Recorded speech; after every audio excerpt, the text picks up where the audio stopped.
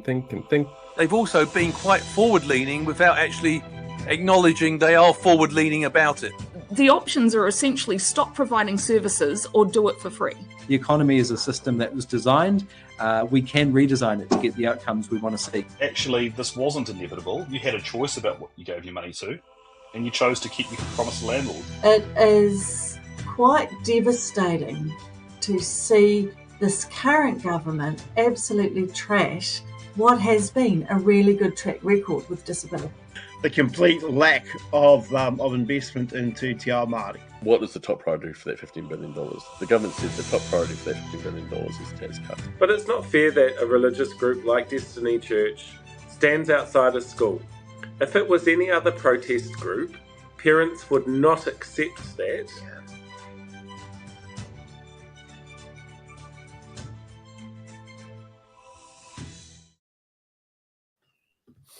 Hello, comrades. No, that's also someone else. That's not us. We've got to come up with something better. Good evening, Blake. How are you? Evening. Been a busy week. Yes. Trying to get stuff sorted for you while Yes. you were away yesterday and for myself. Yeah, it's been. I'm shattered. So if I fall asleep during our interview with Campbell, I apologize profusely. And I think it's going to be a fantastic interview when he gets here. That'll be at around 8 o'clock tonight. And before that, we'll have a pre-recorded interview with Geordie Rogers, who I actually think with the interview that we did with Geordie, I scared him a little bit when we first started by saying, I've got feedback from your co-workers and I'm going to tell you what they think. I think it might have freaked them out a little bit. Whoopsie. It happens. Hey, so for anybody who is watching this at the moment on the YouTube channel, we have a poll running for the first time tonight, mostly seeing how people are recovering after Tuesday. Apparently, there was some really big news on Tuesday. I don't know if it was particularly good news that came out on Tuesday, but feel free to go and have a look at the poll. The question is, how are you feeling about the US election results? And the options you've got are, what the fuck? America chose, I guess, meh. Not our election, and still processing it all, to be honest. So if you're on the YouTube page, you can vote on that poll now, and we'll announce the results of that just after we finish doing the news later on tonight, which is a really short news because most of the news cycle has been taken over by Donald Trump and the US presidency. It's great fun.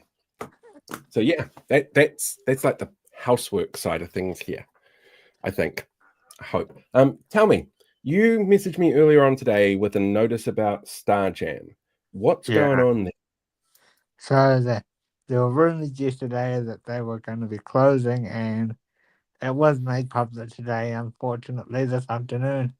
They announced after 20 years of service that they will be closing and going into liquidation due to cost pressures of the current economy, quote unquote. That is not a good thing. Starjam does an amazing service helping people. It's been a week of news like that, hasn't it? With what happened with Dave Latelli as well. What can you tell us about Starjam? Because Kiwi Scoot's in there going, Starjam? So before I did this podcast, I sat down with another friend of mine and we interviewed her the CEO a few months ago when this all was first starting.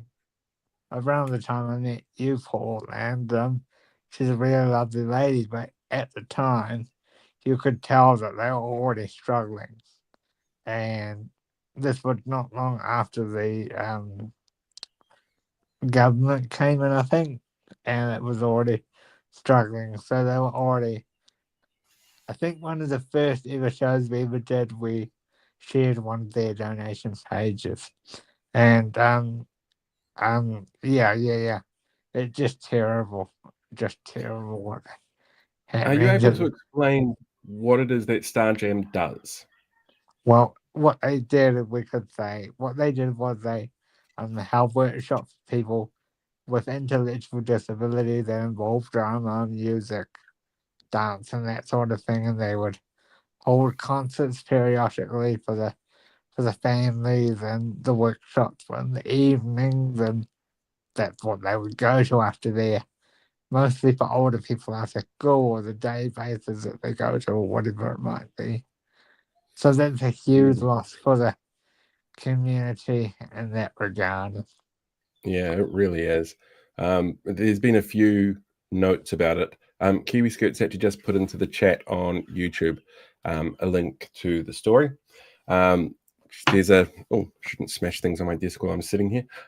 There's been a few sort of charities and community groups that are certainly feeling the pinch at the moment with everything that's going on. But apparently this is us getting back on track. It's great to hear. Getting the contract by targeting the disabled and elderly. Lovely. I suppose they got to find that track somehow. Anyway, we should probably jump into our first interview so that it's finished by the time that Campbell gets here. Do you want to throw over to this one with Geordie? So this is the interview we filmed earlier this week with Mr. Geordie Rogers from Wellington City Council.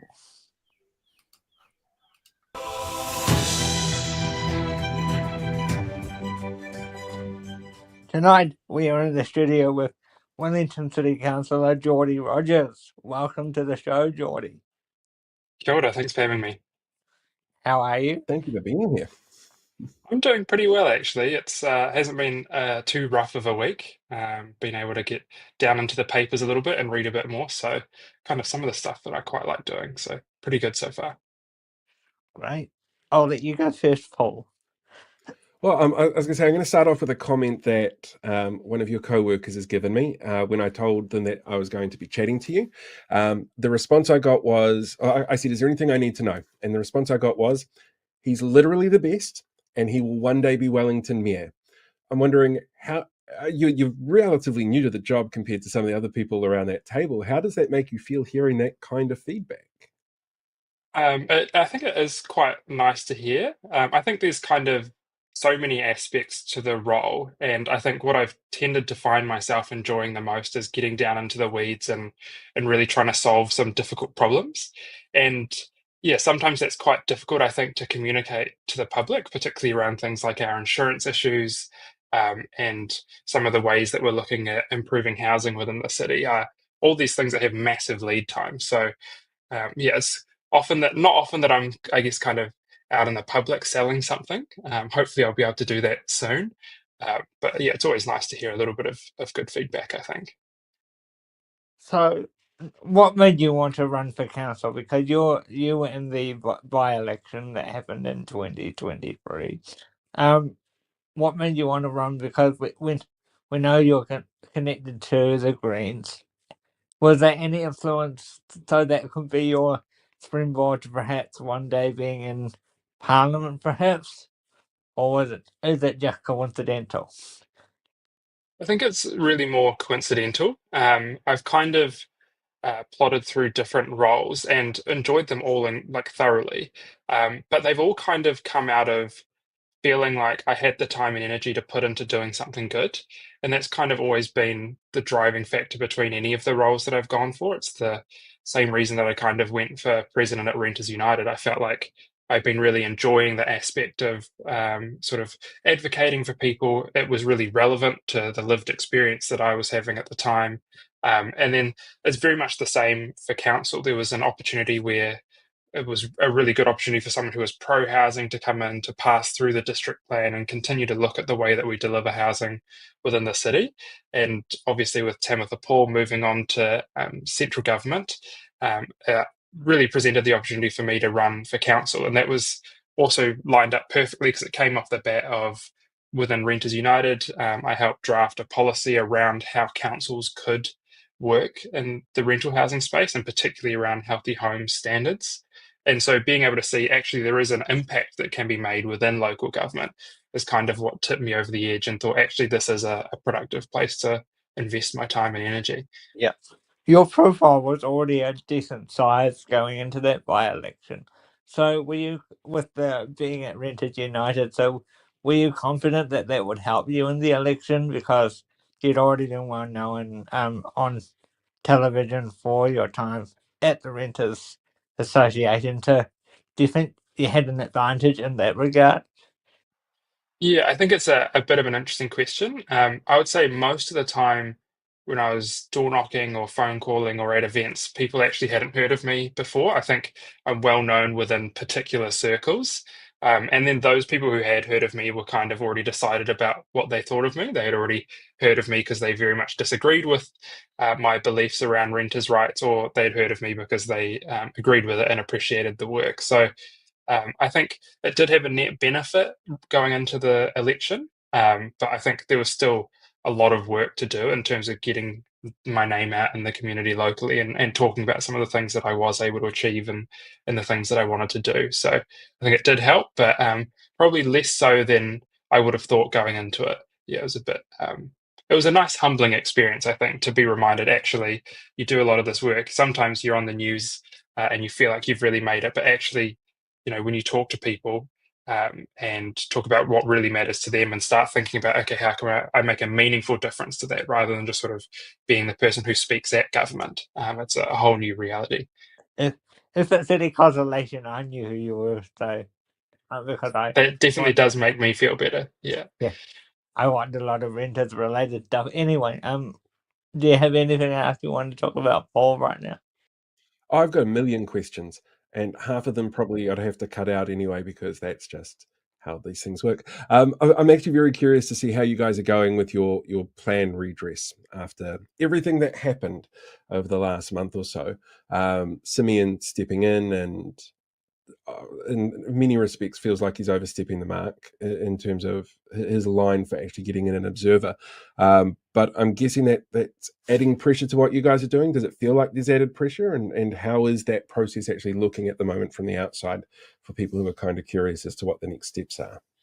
Yeah, I think there's definitely a different mood around the table, kind of depending on what sort of councillor you are and sort of the way that you work. I think um, while I do think that there are elements of as Simeon's reasoning for installing an observer being perhaps out of line, I can see for the council as a whole some benefit in having an independent person there, as long as they're kind of not installed in it as a narc, but rather installed in as someone who's independent and wants to help the council and the council as an organisation work together.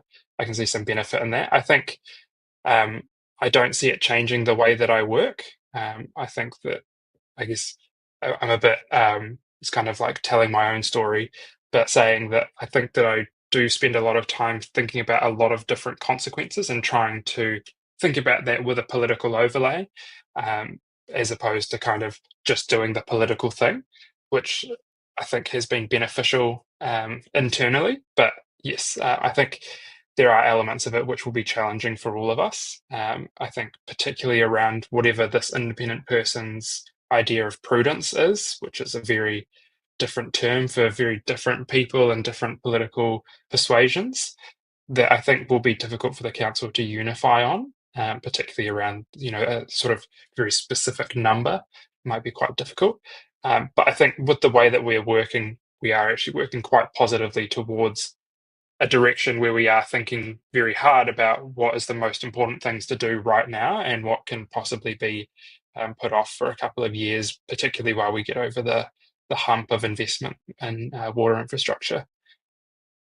Water infrastructure is a big one for Wellington. It has for many years being an issue. Underinvestment from council after council after council. How, as somebody who lives in Auckland, I don't have to deal with the flooded streets that you guys do, but we hear about it in the news a lot, and we hear in the news cycle lanes are evil and destroying the CBD. We hear horror stories about the mayor. We hear all sorts of things that vilify Wellington from somebody whose job it is to help build the city and help it grow and sort of set its direction. What sort of perception do you get of the media that's coming out around Wellington City Council and how the rest of the country sees it? Yeah, I think the media is doing its job. I think it's focusing on elements that make for good reading. I was listening to Sinead talk about, sort of their dedication to readership over the weekend and kind of, well, we're producing the stories that our readers want. So that's doing good journalism. And I can see the argument for that. But I think, if I reflect even back to the airport share sale debate, The thing that was basically never covered in the media was the actual insurance issue. No one was interested in discussing how do we solve these really big issues that are underlying all of the solutions that we're trying to create. So it's very fair to say, actually, for political reasons or for whatever reason you have, we don't agree with that solution. But I think we kind of did a disservice to ourselves, both as councillors, as the public, and particularly the media, about not actually getting into the detail and making people aware of the problem and starting a conversation about how we actually go about solving it. So I think they're doing a great job of generating headlines. Whether they're doing a good job of being able to scrutinize the actual decisions that are being made, particularly the large ones, I'm less confident of. We'll get 100 headlines from a $500,000 bike rack, but we'll be lucky to get one from the way that we're doing office to apartment conversions, or the way that we're doing insurance and how we're leading councils across New Zealand in the way that we consider insurance.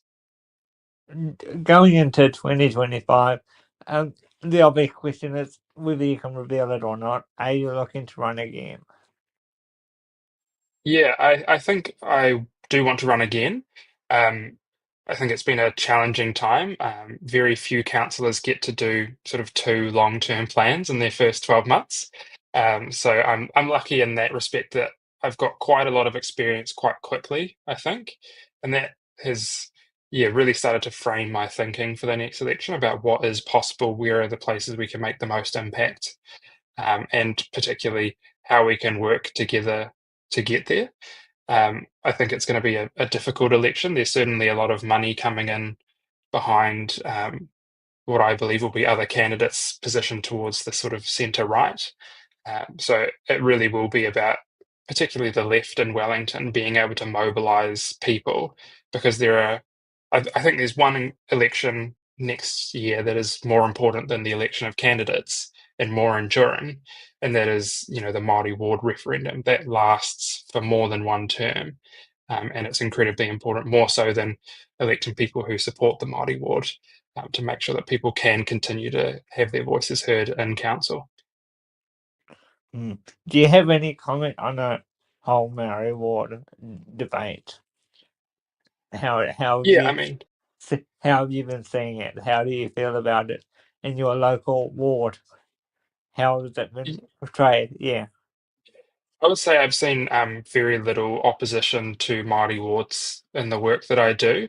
There were, even in the time when we were discussing retaining Māori wards, I could count the number of emails that I got on one hand saying that they didn't support a Māori ward, and I couldn't verify if they were actually on the electoral roll for Wellington or not. So I think within Wellington there is good support for the Māori role. The question really, much like any other election or referendum, is whether that voice is carried through to the ballot box and whether people do get out and vote. And I think particularly with the type of demographics that vote in local body elections, it might be a different representation of what people want compared to if you had asked everyone in the city. So it will be really important for us to make sure that people are getting out there and having their say, because if they don't, someone else will. And like I said, it lasts more than one term. So it's a binding decision that lasts for quite a long time. So I was going to say that actually raises a really interesting point for me. I'm a big fan of local body elections and trying to get people out there to vote. As somebody who's come from a background looking at renters and renters' rights, who tend to be lower turnout voters, they don't tend to go because a whole bunch of reasons, like a sense of ownership and disinformation out there about renters not having a say. I'm wondering what sort of that sort of background in renting and the perspective you've got on council now, does that give you any fresh ideas on how we can encourage renters to get out there and vote and encourage them to get engaged in the process? Yeah, I mean, doing any sort of election by postal ballot is going to negatively favour people who move frequently, and predominantly that comes on renters. And there really are ways to counter that, and it's done during the general election where there are multiple voting places. You are reminded constantly during the early voting period, you can just pop in there, it takes 5 minutes, and then it's all done. the exact same is available to people in Wellington through the past 2 elections. The difference is just the scale of how many places there are that are reminding people of that, how many places are staffed to make sure that people can have their voices heard. And I think there is an inconsistency amongst the way central government elections are run by the Electoral Commission and the way local body elections are run by private companies, and the fact that they have to be resourced from what is already quite a constrained ratepayer base and funding environment. It means that there's very little ability to actually run a really good election where you can get massive turnouts.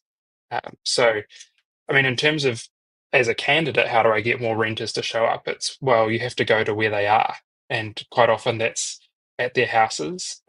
It's door knocking, it's going to events that they are at, whether it's the, the Sunday market where they're trying to get some cheap vegetables, or whether it's just on the waterfront on a nice day, making sure that you are going out and seeing them. And I remember when I was running for this position, one of the things that I did is, normally we would do door knocking after 5 p.m. on a weekday or over the weekend. But actually, when you think about particularly renters in Wellington, when they're home, a lot of renters are also shift workers. So they're not home during the weekends, or they're not home in the evening. So doing door knocking from Thursday and Friday from about 3 till 5 was actually really good in terms of finding people and being like, did you know there was an election on?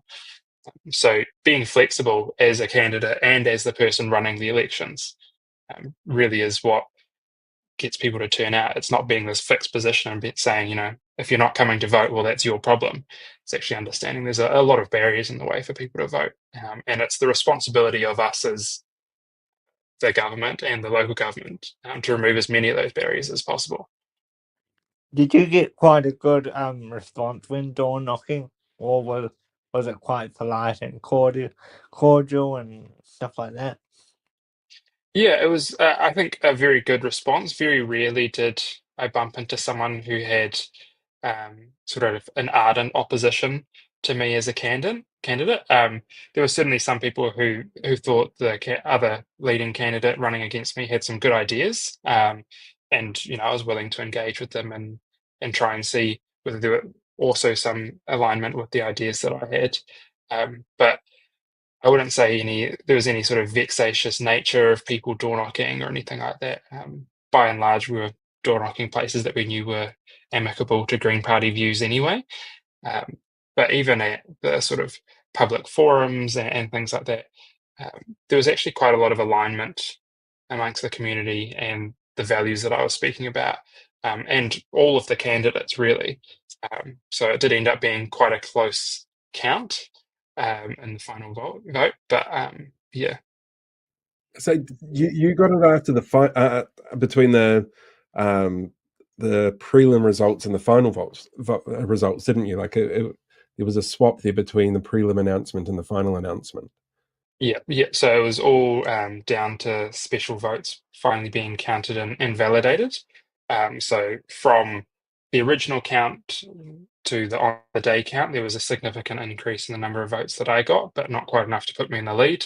And I had done some calculations with some other people, and I think the odds of me going from second place to first place from preliminary to final was around 60%. So I was cautiously optimistic for that couple of days. And then just managed to sneak through on the final vote. Very tight. Very, very tight. It was, a nail biter. And I'd hate to be in your shoes to have to go through that. Yeah, I think that's one of the things you have to prepare for when you go for an election is the fact that you might not win. And I remember, standing in the room with all of the people who had door knocked and phone banked and having to say, that the votes weren't there on that first day, and then being able to contact them later and say, actually, the work you did, it all came through and the strategy played out because it was all about getting those special votes, people who wouldn't otherwise be voting, turning out. And that was, all, I think, testament to the work that people put in, the hundreds, possibly even thousands of volunteer hours that went into the campaign to actually get me elected. So I'm incredibly grateful for the amount of time that people put into it. Is there anything you would improve from your last campaign to this campaign you're about to head into within the next year? Yeah, I think early on we were looking at the environment and we kind of made a calculated decision to not do any core flute. So those big sort of posters that people put up in their windows or you put up in the public areas. And that was kind of because it was over summer, it was a really short period of time, and core flute is actually quite expensive. And I think, perhaps in hindsight, that might have been a slight miscalculation, particularly in the central city area. The other candidate had quite a few posters up. And I mean, posters are one of the least effective ways to campaign. But when you have the other candidate with posters everywhere, and people who traditionally represent Green Party values, kind of not realizing that there is a Green candidate through a lack of posters, it does start to become a problem. So yeah, sort of towards the end, we were scrambling a little bit. We ended up doubling our sort of number of posters that we had in Phantom, and I can't remember the other provider off the top of my head, but those were around sort of the dairies and things like that. So it was a bit of a last minute push and effort into that. So I think we probably would be doing a more visible campaign this time. So it's definitely something I've learned. I'm kind of curious what's changed in your city over the last, well, let's say 13 months. Something happened like 13 months ago that definitely shifted the mood of Wellington. Since that time, you've had 6,000 civil servants lose their jobs, and you've got the highest increase in people on unemployment benefits of anywhere in the country. From a governance perspective, as somebody working in the local council area, how does that, if at all, impact the way that you plan ahead for the city, or the decisions that you go through and the processes that you make to make those decisions? Yeah, that certainly makes it a lot more difficult. A lot of the assumptions that were made earlier on don't necessarily pan out anymore, which is why I think it was good to be able to reset the LTP when we did, where we were able to change some of those assumptions and think quite critically about, are we actually going to get the economic growth that we thought we were going to at the last long-term plan? And particularly with the number of job layoffs, the stretching budgets, the constrained budgets, I should say, that people have, where you're not paying for fuel to come into the city as much anymore. You are probably not taking the train on a Monday and a Friday and just working from home. And I think it's been a change to the way the city operates. By and large, we still see those people in the city, but they're working in a slightly different way. So there are other businesses that are benefiting from that. I think of Dough Bakery that's just opened up in the suburbs in Ngaio, and other places like when I used to live in Island Bay, Betsy down there, which is kind of like a bagel shop. All of these places with the sort of work from home environment are creating these really beautiful suburbs that are sort of thriving throughout the day when they might have traditionally been quiet. So I think while there's a lot of difficulty, there's also a lot of opportunity that comes with it, about making our suburbs, people focused again, as opposed to just a place you sleep so that you can drive back into the city. There's other complications that come along with an election, like the change of funding priorities. So it is more difficult for us to fund things like cycleways and bus routes. But there's still a very strong desire from the public that I've talked to keep delivering on those things, because they've seen the benefit they have either for themselves or for other members of their community. So it'll just be a matter of asking the community, how much do we pay for it now? How much do we delay? Because there's still a desire for it. It's just a matter of when it gets done, really. I say I should probably wrap up there, or I'll keep you here all afternoon. No, that's all good. I don't have anything until 12, so I'm super easy. Nice for some. Thank you for joining us on the show, Geordie. It's good to see you again. Likewise. Thanks very much for having me, and great to see you both. I better unmute everybody. I'll unmute you as well. You can talk if you want, instead of me just silencing your voice. How good was that? I really enjoyed it. He's a really onto it, very smart, very hardworking councillor. So I was very impressed. I would like to see, though, a lot more people inspired to be a bit like him when it comes to the council elections next year. The average age of council is still quite high. We don't see a lot of young people running for it. We also don't tend to see a lot of people of color. We also don't tend to see a lot of people who fit into a whole bunch of different minority sort of markers. So I think it would be a really good thing if people are out there thinking about running for election. I'm going to say, do it. Do it. Is our next guest here? Not yet. That's why I'm filling and making noises. Otherwise, I would have introduced them. Before I yak on. So I just wanted to say that I find it mind-blowing that Geordie doesn't rate himself because he's a phenomenal talent. And if you're watching your interview back, please know that you are so good, Geordie, and you're going to go higher than you think. The fact that you nearly didn't run is mind-blowing. Yeah. Oh, did I tell you guys who it was that actually said those comments about him at the start? Which councillor it was? No, you didn't, but of course I know. Oh, yeah, so that was Tori. Tori Fano mentioned that about him. So she's obviously got very high hopes for him in the future, which I think is high praise until Stuff hears about this and then somehow misquotes her out of context for something I've said as secondhand information and then complains about bike lanes. Because they're really good at that. That's really, all good. Really good at that. We know who you are. We like being in the media. Keep it coming. Yep. Oh, yeah. Yep, exactly. I'm going to give you a bit of an update as well on our poll while we sit here and wait for Barry or Campbell Barry. We have 21 votes. And remember, if you're on the YouTube page watching this, you can vote in the poll. It's the first time we've run a poll to see what it's like. So far, we have 52% of respondents asking what the fuck happened in America on Tuesday. 55% of respondents with 22 votes. So it feels very when it comes to these kind of things. People are a little bit stressed about it for all sorts of reasons. It's not good. Not good, damn it. What did you actually watch the election results? Oh yeah, I watched it while you were getting ready for your trip. Oh yeah. It was. I think I turned off the TV around 2 or turned off. Who was I watching? Brian Tyler Cohen. And I got to admit, I have a lot of sympathy for him because he pretty much did his own election night coverage by himself, set up at his desk with his laptop and his phone, and they had a new app that was available to them. So yeah, it was very unusual. You'll never guess what's just happened. What's happened?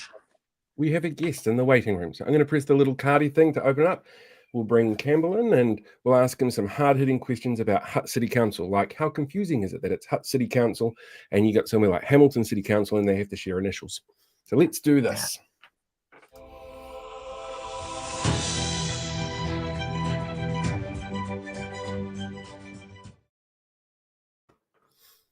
Oh, see, now I do all that and he's just gone and turned his camera off and his microphone off. Oh dear. Kia ora, Campbell. Hello. I was a little worried there because, like, Kia ora. the screen How are froze you? just as your thumb was up next to the camera, and I thought you had Chris Luxon in the room with you.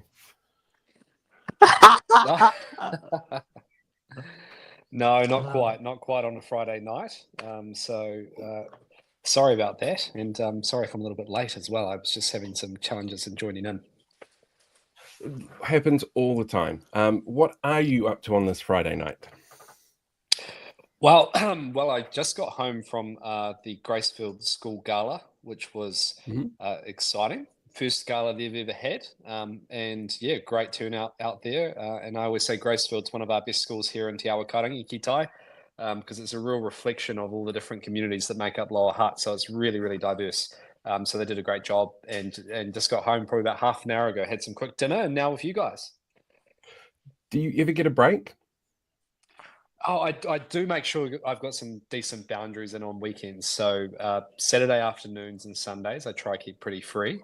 But the rest of the week can be carnage sometimes. But if you enjoy your job, it's not really, it doesn't really feel like work. So that's where I'm lucky. Okay. I don't know how much of the conversation you heard before you came in, but I want you to weigh in on something for me if possible. We were just trying to encourage people to get out there and look at running for council at the next local body elections, because as you know, there's these elections coming up next year, and a lot of councils seem to lack diversity in voices. I'm wondering what kind of advice you'd give to people who might be considering doing that.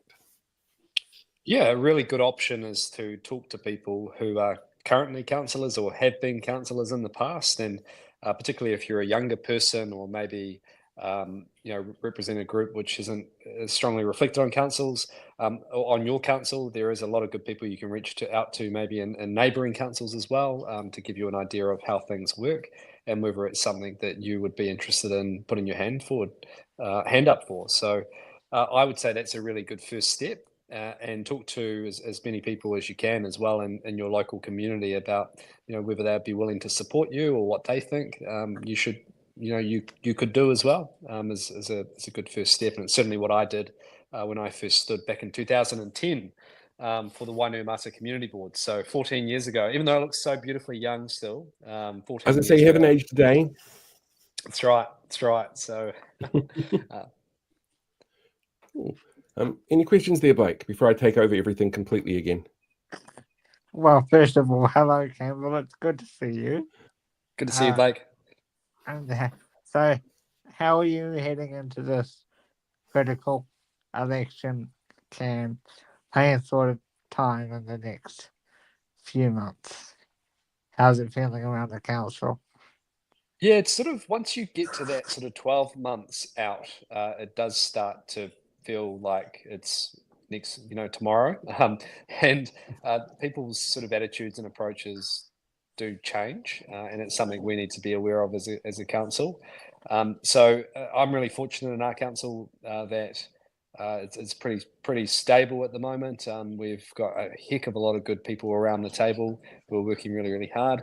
But I'm sort of I'm absolute realist that come next year that people will start to turn their minds to what that means and how they look to position themselves on certain issues, and that's to be expected. But I think we're in a pretty fortunate position to that we haven't got any major gnarly issues coming up in the next wee while, other than the sort of things that local government's having to grapple with across the country. Which is positive. We do have our treatment plant, which is causing some headaches at the moment with its odour issues. But other than that, things are going pretty good in the Hutt. Yeah, you seem to be having a better time than some of your other neighbours around you. Certainly less scrutiny, I would say. So just to, I think there's a huge amount of scrutiny on Wellington City. It's been our largest city in the region and our capital city. So I always do say that if that same scrutiny was applied to all other councils, they may also feel some pressure and have some issues raised. But I think we are quite fortunate to have a pretty well-functioning council and a lot of people who are sort of on the same page and what we're trying to achieve, which is good. Yeah, and you're pretty vocal, especially in the last couple of weeks, that you'd like to see some of the advice released. Do you still feel that way? What was that? Sorry, on the. So you were on the news saying that you wanted some of the advice to be released. Yes. Yep. From this whānau, do you still feel that way? Yeah, absolutely. I think it's important for all of local government to understand what the minister based his decision on. I'd be really interested to see if the officials that advise that a Crown Observer was necessary or should be put in place, or whether he's made that judgment call himself, because it does set a certain standard and a precedent for potential future ministers or even himself on whether he intervenes in other councils. And I think there's some good reasons why you may intervene that have come up recently, but I also think there's some reasons you absolutely wouldn't intervene, which have potentially been thrown in the mix. And to me, that just sort of smells like it could be a little bit political. So really important to see that advice so we can sort of judge for ourselves. Have you had any feedback at all from anybody within government as to what might have actually led into that, other than we heard a lot of noise? I think, I mean, ultimately the airport decision, when you sort of torpedo your own long-term plan and create a huge financial hole, I mean, I don't think it matters what the government is. They would have to, seriously consider, well, what does that mean, and do we need to get involved? But if you look at it this way, basically what they have done is force themselves to do a long-term plan amendment. That is not uncommon in local government for a range of different reasons, even if it is a few months since you passed it. And now, there is no impeding financial doom coming for the council, because the sale was always, if the sale had gone ahead, it would have taken some time to actually process. And what they would put that money towards would be a long-term investment as well, and what they were looking to do.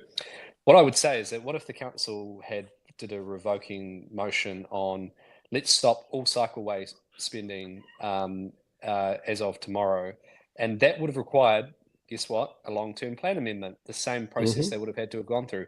But I guarantee you the government wouldn't have gone, oh, you've just torpedoed your LTP in a different way. We're now going to have to consider a Crown Observer.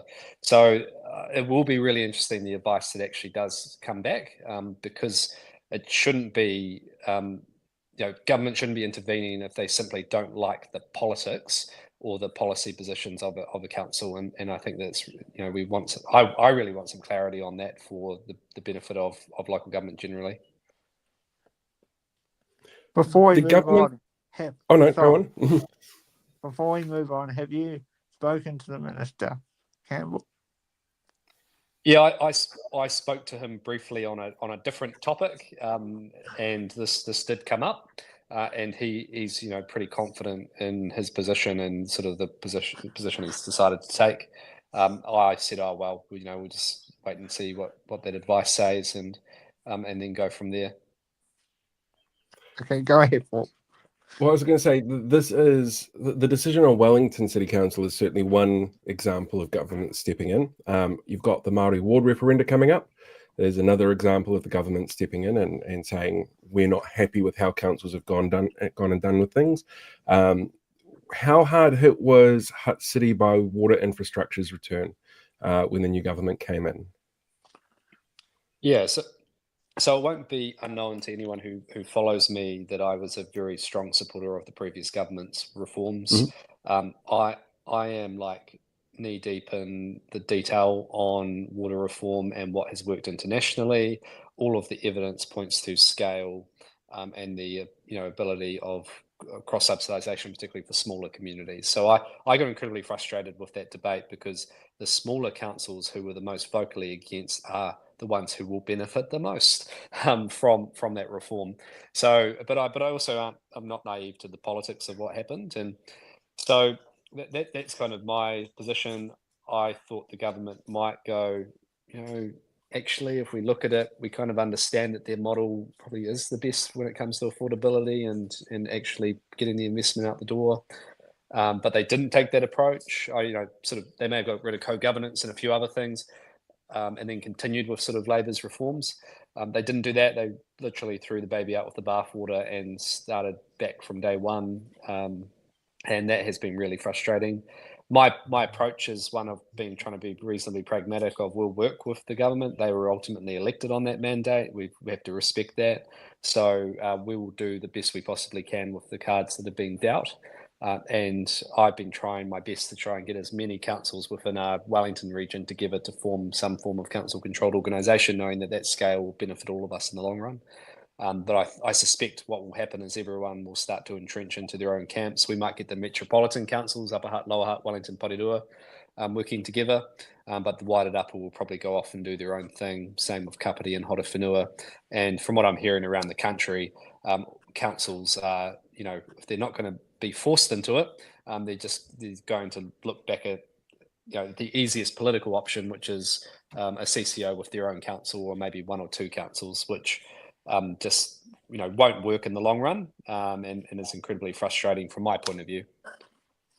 Do you find, actually, not being from the region, but there seems to be a feeling that I get when I read media about the talks of a super city in Wellington, that Wellingtonians aren't really keen on it. would the idea of setting up a CCO around something like water infrastructure, which is obviously so integral for the entire region, restart those conversations, or could it derail the conversations around a CCO because of how people in the region feel about the idea of a super city structure in some way? Yeah, I think we do need to revisit reorganisation in Wellington. I would say that Auckland, for its faults, and it's not perfect, has been far more effective having one voice and one set of clear directions, and having the scale behind some of the investment decisions it's made, and working with government. I would say that Auckland and Christchurch are also, are running away a little bit on Wellington in regards to places that are attracting outside investment, places where students want to be, sort of all those sort of key metrics that make a place vibrant. We are seeing that, and that impacts not just Wellington City, but our whole region. And I don't put that down to any particular council. I think it's just the reality of where we're at. So for me, I think reorganisation needs to be talked about, but if we don't look at it in the sense of, well, what additional funding mechanisms and levers could you give the say an amalgamated metropolitan area, then we're potentially just sort of delaying the inevitable by sort of 5-6 years. You might get some efficiencies by bringing the councils together, but there is still this real significant financial challenge that the council will still have. So I'd be keen to say to government, hey, we're willing to have that conversation. If you're willing to be real about different levers you could give us and more powers for councils potentially, and then that would work quite well alongside a CCO, as you say, a regional CCO, and then we can look at, well, how do you also deal with things like transport regionally as well, across to the Wairarapa, because we've got a train network and obviously our roading network that all connects. There's a lot of discussion off and on about a possible merger in the future of all the councils. Is that something you would be in favour of personally? Personally, I would only support it. I think the metropolitan, so Upper Hutt, Lower Hutt, Porirua, Wellington, and leave the Wairarapa to decide themselves. I would only support it if it was done in a genuinely transformative way, where it was a new type of local government, where the council could make its own decision on things like bed taxes, on petrol tax, on value capture, which is Chris Bishop's been talking about, and other potential revenues to be able to actually fund the infrastructure investment that we need. So stamp duties, I highly doubt that the current government would give councils those types of levers, but I think that's the type of conversation we truly need to have, and then you can leave it to those local areas and those councils to implement what works for them. As well, because we know we live in a country that wants everything to a particularly high standard, but has some of the lowest taxation in the OECD to actually fund it. So something has to give one way or the other. Secondly, you may have seen in news today that, and you're a very vocal supporter of the disability community, that Starjam has been forced to close today. What is your reaction to that, as someone that's a very vocal supporter of the disabled community? And thank you for that as well. I was really saddened. I mean, that was my first reaction. I was a bit shocked, and knowing the difference that Starjam makes in our communities here in the Hutt, with a whole heap of different events, and that I've been part of as mayor and been able to support them and the likes. And so first off, I was saddened, and I suppose I would want to dig a little bit deeper to understand what's happened there. And my first priority would be particularly those people who are involved in Starjam in the Hutt. What can we do to support them, as if there is other support or programs to pick up where Starjam will ultimately leave a gap in closing up shop. So a bit more to understand there, but very, very saddened by the news. Do you worry that this could cause a rise in mental health issues for our disabled community in the Hutt, because they're not having access to these sorts of topics, programs rather? Yeah, I suppose it's probably not something I've turned my mind to. Blake, I'd obviously be interested in your views on that, and probably my job would be to go out there and listen and say, hey, what is the potential impact here, so I can understand it, and then work with people on potential alternatives or solutions. So, what do you think? Well, as I've said, you may have seen it, you may have not, but I said on my social media today that it's not just this current government; it's successive governments that have not invested into programs like this, and this could have been avoided a lot earlier, in my opinion. I don't know if you agree or not, but that's how I sort of feel. This was avoidable. Yeah, and I think it's a good point of kind of the approach, and like you say, it's not a particular party often with these types of things, right? It's actually successive governments and how they approach with their investment, and it's the same for us in councils. Do you actually find from a council level, when something like this happens with Stargem that makes these headlines, or that you see really public cuts to these kind of services, that you get more pressure put on you as a council, more people coming forward with a "can you help us" palm out kind of problem appearing on the doorstep? Absolutely. And we know that when the vital services, things that people rely on, are cut or are sliced back, that as you would understand, right, your council was there, that often groups or organisations will come to us to see if there's any funding available, or any options for us to partner. And sadly, there's not a money tree in councils, and we've got a whole heap of other unfunded mandates that often government puts onto us as well. So it puts us in a really difficult position. And often I see my role or our role as sort of facilitators of bringing people together during those really difficult times, to see how organisations can better work and make the most out of the really difficult situation they're in. And that's probably the best use of our time and our effort, given we don't have those resources that government has. I think one of my favorite things actually about every council I've worked with is you might not necessarily have those financial resources, but you've got the connections, the communities, you've got inroads there to be able to go, well, that we might not be able to help you, but you can talk to these people and we might be able to sort something out that way, or get the profile up a bit or connect them to the right people. And I think a lot of people underestimate that about their local councils, just how connected they are with the actual community that they're there to serve. My 2 cents on it. Totally agree. And the power of facilitation, and as a mayor, we have our most powerful tool in our toolbox is the convening power we have as a city leader. So when the mayor knocks on your door or tells you you should come to something, generally most people will respond to that and take it quite seriously. So it's an important power that we have. Mm-hmm. And speaking of knocking on people's door and telling them to pay attention to something, what was the decision with your council over Māori wards? Yeah, so we voted unanimously, with one councillor abstained, to retain our Māori ward.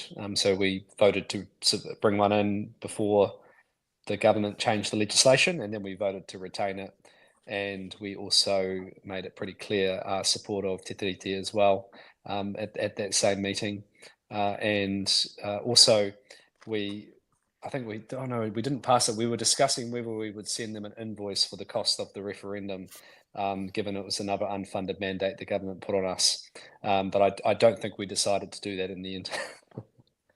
I've spoken to a couple of our local body people since that decision, and a lot of them are thinking along the same lines. Who do we send the bill to? Do we have to do it? What's the punishment if we don't do it? There seems to be a very wide open interpretation of what you could or couldn't do, but a very definite, this is something you have to do from them. Yeah, there was some legal advice which Taitura, which is the sort of organisation which supports the council officials across New Zealand. So we've got LGNZ sort of for the elected wing councils, and then Taitura for the officials. And they got some advice which basically said you've got no choice, and worst case scenario, if you chose to ignore the law, they could look at intervention. And I suppose now there's a track record there with the minister that that may be something they'd seriously consider if you just said no, we're not doing it. Who'd you send the bill to anyway? Yeah, it's good. That's a good question. I thought you just email it straight to the minister, I think, or maybe even straight to the Prime Minister. So he is very wealthy and sorted, so he might be able to pay it. Yeah. And the invitation's still in the inbox, Simeon, if you want to be on this program. Yeah. Simeon has to learn how to read email first. I'll let him know next time I see him, Blake. So yeah. It'd be great to have him on there. Do we have any questions before we let Near Barry go? So I have one comment that's actually come through really specifically for you. It says, here's a scoop. I overheard a Jackson Street restaurateur, and I don't know how many restaurateurs there are on Jackson Street, are planning to oppose you with the position of food trucks at the beach. Are food trucks not allowed at the beach at the moment? I've heard Jack Street planning to oppose you with a position of, or is that? I'm thinking, is that propose? Is that rather than oppose? Is that propose? Because I have no idea. Because I don't think there's I didn't write the question. David wrote the question. David might be able to clarify. But if there isn't currently anything to say you can't do it, so I assume it might be propose. And if there's an initiative that that someone was wanting to do down at the beach, then we would be supportive of that. But he might have to let us know if I've got the right end of the stick with his question. No, apparently don't. David has just sent through this comment. Oh, oppose you running as mayor. Oh, gotcha. Bring it on. No, I love a good contest. So no, absolutely. I think so. Is that more the merrier. confirmation that you'll be running again next year?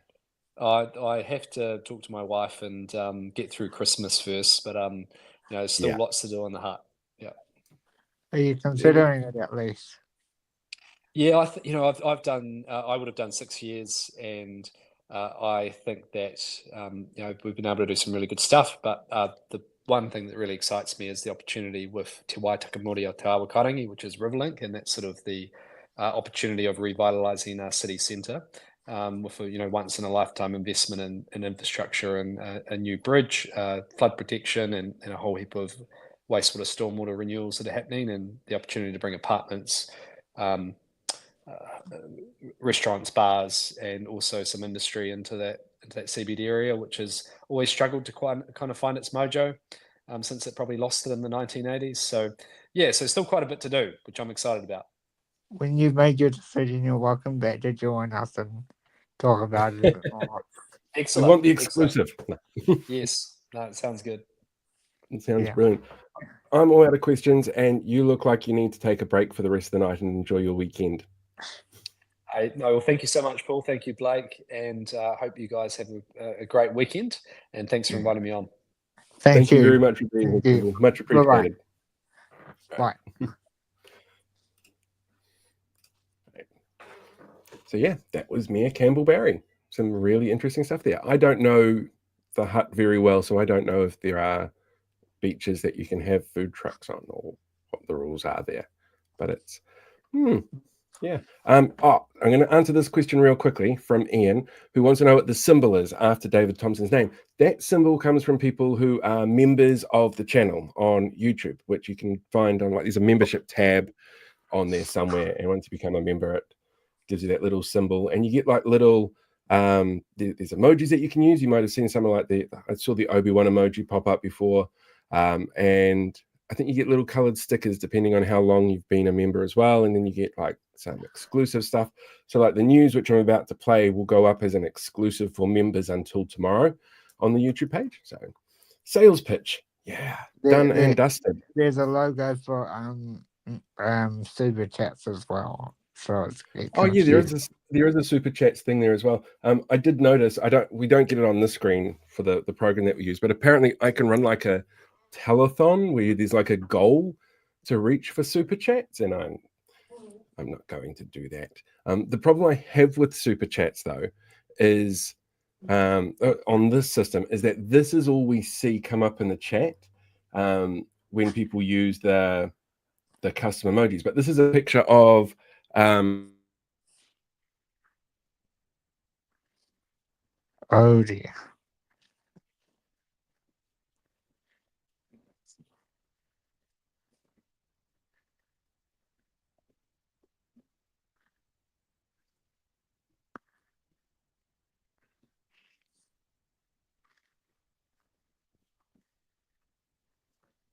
Frozen.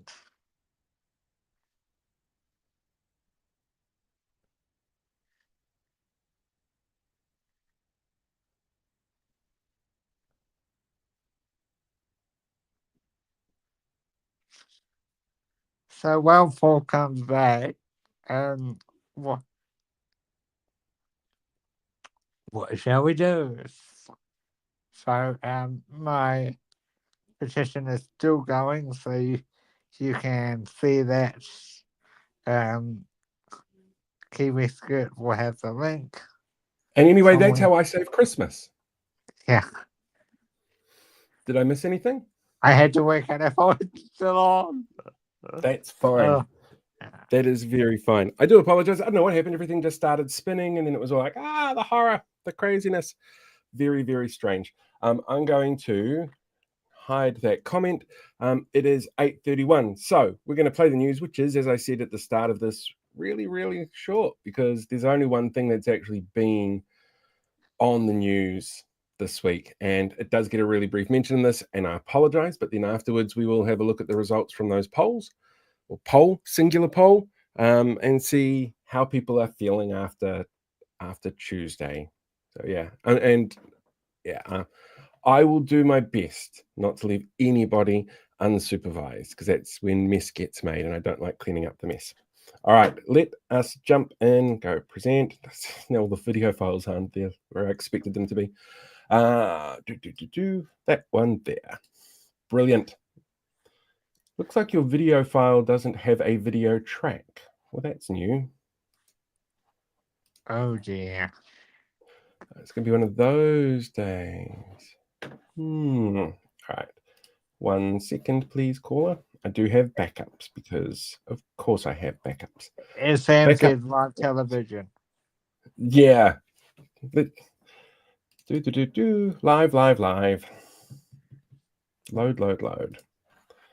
All right. There we go. Hello there. Kia ora, and welcome to this week's news. The worst people you know are celebrating this week since, in the United States, former garbage truck driver and McDonald's fry cook, Donald Trump, seen here with a Kamala Harris voter, became the first felon elected to be President of the United States. In response to the news, America's closest neighbors, Canada and Mexico, have decided to build a wall and make the United States pay for it. President-elect Trump has already named his chief of staff his former campaign manager, Susie Wiles, and because they can't read, Trump's New Zealand-based supporters were shocked that he would pick a noted microbiologist who has worked with Cinder for the role. Renewed calls are being ignored by Police Minister Mark Mitchell, seen here finding police raids on gang pads may have left children unattended in their wake, to honour his promise to resign if law and order wasn't restored under his tenure after new figures revealed an increase to gang numbers and a decrease in police numbers. Police announced an increase of around 90 new gang members to the watch list that they have, with the loss of about 80 police. Said Mitchell, well, even though we used that list ourselves in the election to hype up gang numbers and make it look like there was a massive increase of them, we have been told that they're not actually police tracking numbers on gangs, but the people who have known associations or contacts with gangs. But the fact that voters didn't care when we did that means we can get away with it now. Children's Minister Karen Chow, seen here storming out of an interview in anger with Tova O'Brien when asked if children in boot camps would have physical force used against them, has this week admitted that Cabinet has agreed to allow instructors at boot camps to use physical force against young people in the boot camps, making the instructors the second group behind the police to be permitted to use physical force in the line of their roles. When asked if this increases the risk of a repeat abuse, as seen in the recent Abuse in State Care report, Chow said, well, isn't that the plan? Social Development Minister Louise Upston, seen here watching as a family has their accommodation supplement denied for the third time, has been warned about bringing in work for dole sanctions by the ministry. Research into previous times work for dole measures have come into place have found that they actually hinder beneficiaries' ability to find work by limiting their available time, and often results in them working for below minimum wage as benefit levels are so excruciatingly low. So expect to see that rolled out sometime in 2025. The Free Speech Union is hailing a decision by the New Zealand Police to pull back on perception-based standards to identify hate speech, and instead focus on events themselves that imply significant risk or harm. The Free Speech Union has long promoted their belief that all speech should be permitted no matter the risk that it poses to minority groups. In other completely unrelated news, a 19-year-old has been arrested this week for a deliberate fire set in a Newland mosque earlier this week. Data released this week shows the New Zealand unemployment rate has risen to 4.8% nationally after a series of decisions from central government, which has seen thousands of civil servants put out of work and forced private enterprise to do the same. The impact was seen more in places like Tāmaki, Makaurau, Auckland, where the rate was sitting at 5.2%, and Māori, Pacifica and young people were disproportionately represented in the new numbers. Said Prime Minister Christopher Luxon, "Remember, now you're unemployed because of us, we expect you to meet your WINS obligations." The ACT Party are this week celebrating a global interest rates decrease which impacts New Zealand consumers, having reached a 2-year low, helping, they say, to ease the cost of living crisis. In other completely unrelated news, Stats New Zealand this week announced the cost of living has increased 3.8% over the past 12 months. The main drivers for these increases were interest payments, rent payments, insurance payments, and the increased property rates and council service costs. And finally, a Green Party bill drawn out of the biscuit tin of democracy would protect New Zealanders' abilities to use copyright materials for parody and satire across various formats and includes memes. This bill is essentially an updating of our current privacy laws to match those of international standards. Said MP Kahurangi Carter, if it passes, big companies won't be able to sue artists for being cool and funny. And this should garner support from across parties, because worrying about being cool and funny is definitely not something that bothers the current coalition government. And that is this week's news. So it's the file that's supposed to go up, I think, on Facebook tomorrow. But yeah, that's this week's news. Very, very short because Donald Trump ruined everything in terms of the news and everything else. In other news, we've got a part 2 tomorrow night. Yes. Yeah, we have Professor Robert Patman joining us from 8 o'clock live on all the places that you can watch this: YouTube, Facebook, I don't know, star maps, smoke signals, all of that kind of stuff. We're going to be discussing with him what happened, how it happened, and what happens next, what the impacts are going to be for Aotearoa New Zealand when it comes to the second Trump presidency. Trump presidency 2, Electric Boogaloo. Yeah, and as I said, when Paul's fee got cut off, you can sign the petition. It ends at the end of the month. And next week we've got Julianne Genter on the program, and we should have Mr. Wayne Guffey before the end of the year as well. Yeah, we're just trying to coordinate it. I'm still sure he wants to record on the 13th, which is the day that Hikoi Mō Te Tiriti is coming through Tāmaki. So I'd like to be at that if I can. So we'll work on it and keep people up to date. Also, don't forget, from Monday, we're going to launch on the community page on YouTube the nominations for the first ever Behind the Walls Awards. These are supposed to be really super positive things. We want to celebrate good things because the year has been so full of darkness. We want to have positive stuff happen. So you can jump onto that now if you want to and still keep making nominations, ideas for different awards. I'll be going through them over the weekend and narrowing them down. It will be really, really fascinating to see some of the positive stuff actually put out there because we all deal with so much depressing crap at the moment, each and every day. Finally, before we head off, we are having a few technical issues, but we do have 2 episodes of my new show ready to go. So they'll be coming out this week. The first one will be coming out this week, and we'll schedule them in. I've worked out what that technical issue was, so it'll be fine. When the file decides to load, you'll be able to see my full interview with Fuhana. Yeah, Yeah, super easy. And just before we disappear, so people can go off and make themselves a cup of tea or a coffee, like Kiwi Skirt's still drinking coffee at the moment at almost 9 o'clock at night, before you head over to watch the BHN Friday show. We have 36 votes on our poll. Well ahead is what the fuck happened is how people are feeling about the election on 56%. 33% have said America chose, I guess, and 11% are still processing it, which I completely understand. It's kind of how I feel about it as well. So we'll deal with that more tomorrow night when we're having a chat with Professor Robert Patman. Bring your popcorn, bring your questions. The live chat will be open. He'll be answering lots of questions. So please bring your questions and Absolutely. listen to our amazing friend of the channel, who's Exactly. always very knowledgeable every time we catch up with him. He is a very, very big expert on these things. That's why we love talking to him. Right, I'm going to go and make myself a drink and climb into bed and watch BHN. We'll see you tomorrow night with Professor Robert Patman. Until then, good night, and we'll see you later. We've just had this quick question come through. Arty Farty, 8 o'clock tomorrow night, 8 p.m. So when it goes dark, I guess, when the sun disappears. So yeah, 8 p.m. tomorrow night. All right. Ka kite anō, everybody. See you tomorrow. Bye-bye.